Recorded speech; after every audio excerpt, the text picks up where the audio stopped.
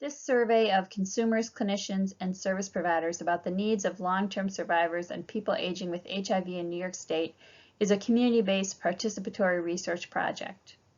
As the number of long-term survivors and older people with HIV continues to increase, there is no consensus on how to meet their practical needs.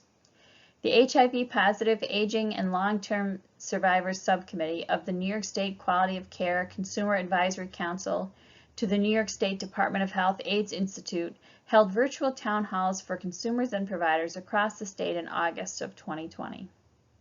Based on themes identified in these town halls, Syracuse University launched a statewide web-based survey in June of 2021 using Qualtrics. The survey was open to consumers aged 18 and over who were long-term survivors or older people with HIV, and clinicians and social service providers working with them. For each theme, respondents were asked to choose the 3 most important barriers and the 3 most important recommendations. Consumers also answered questions about HIV and comorbidities. All respondents answered questions about demographics. Survey respondents in New York State were most concerned with coordination of clinical care, unmet housing needs, cultural representation in mental health services, and financial support of older people living with HIV and long-term survivors of HIV.